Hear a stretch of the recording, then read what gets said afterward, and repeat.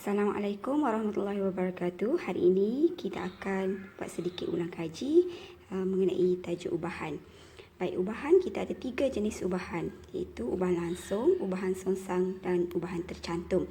Baik, ubahan langsung contohnya di sini kita ada Z berubah secara langsung dengan M kuasa 3. Jadi berubah secara langsung kita boleh nyatakan dalam simbol ini, iaitu simbol berubah secara langsung. Okey, Z berubah secara langsung dengan M kuasa 3. Okey, dan yang keduanya Y berubah secara langsung dengan punca kuasa X. Okey, untuk Z berubah secara langsung dengan M kuasa 3, kita boleh tukarkan kepada bentuk persamaan. Ia akan jadi Z sama dengan KM kuasa 3. Jadi kita boleh letakkan K di sini dan kita boleh gantikan simbol tadi dengan simbol persamaan.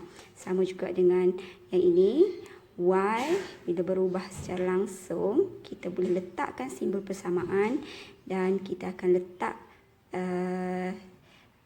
pemalah K di sini. Jadi Y sama dengan K punca kuasa X. Okey, contoh ubahan langsung. Diberi V berubah secara langsung dengan kuasa 3M. Jika V sama dengan 32 apabila M sama dengan 2. Hitung nilai V apabila M sama dengan 5. Jadi, V berubah secara langsung dengan kuasa 3M. Kita boleh tulis dalam bentuk persamaan. V sama dengan KM kuasa 3. Di sini diberi nilai V sama dengan 32 dan M sama dengan 2. Gantikan ke dalam persamaan dan kita akan dapat nilai K sama dengan 4. Baik, dah dapat nilai K sama dengan 4. Gantikan ke dalam persamaan asal, kita akan dapat V sama dengan 4M kuasa 3. Baik, soalan diminta hitung nilai V apabila M sama dengan 5. Okay, cari nilai V dan gantikan M sama dengan 5. Maka jawapannya ialah 500. Ubahan yang kedua ialah ubahan secara songsang. Okay, contohnya B berubah secara songsang dengan L. N berubah secara songsang dengan punca kuasa 3M. Okay, B bila berubah secara songsang dengan L ditulis sebagai B sama dengan K per L. L ditulis di bawah iaitu penyebutnya. Dan N sama dengan K per M punca kuasa 3. Iaitu M punca kuasa 3 sebagai penyebut. Okey, contoh ubahan songsang. Okey, contoh soalan diberi Y berubah secara songsang dengan punca kuasa Z. Dan Y sama dengan 9 apabila Z sama dengan 4. A diminta ungkapkan Y dalam sebutan Z dan B hitung nilai Z apabila Y sama dengan 6. Okey, di sini dia bagi Y berubah secara songsang dengan punca kuasa Z. Jadi kita boleh tulis dengan cara ini dan kita tukar kepada bentuk persamaan. Bila tukar kepada persamaan, kena letak K di sini. Dan bila berubah secara songsang, punca kuasa Z berada di bawah. Jadi, bila diminta ungkapkan Y dalam sebutan Z, bermaksud kita perlu cari nilai K terlebih dahulu. Jadi, untuk dapatkan nilai K, ganti nilai 9 ke dalam Y dan nilai Z, nilai 4 ke dalam nilai Z. Dan bila diganti, kita akan dapat K sama dengan 18. Jadi, dah dapat K sama dengan 18 bermaksud Y dalam sebutan Z ialah Y sama dengan 18 per dengan punca kuasa Z. Okay, untuk B, hitung nilai Z apabila Y sama dengan 6. Baik, kita gunakan persamaan yang sama iaitu Y sama dengan 18 per Z punca kuasa.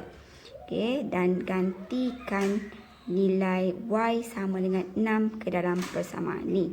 Jadi, bila dah dapat Y sama dengan 6 sama dengan 18 per Z punca kuasa, yang dimintanya ialah nilai Z bermaksud kita jadikan Z sebagai perkara rumus. Jadi pindahkan Z ke depan dan kita akan dapat Z punca kuasa sama dengan 18/6 iaitu 3, dan akhir sekali kita akan dapat Z sama dengan 9. Ubahan yang ketiga ialah ubahan tercantum. Untuk ubahan tercantum, kita gabungkan kedua-dua ubahan langsung dan ubahan songsang secara serentak. Contohnya, J berubah secara langsung dengan R kuasa 2 dan secara songsang dengan M. Yang kedua, Q berubah secara langsung dengan S dan secara songsang dengan punca kuasa T. Jadi, kita boleh tukar kepada persamaan dan letakkan nilai K sama seperti yang sebelum ni lah, langsung dan songsang.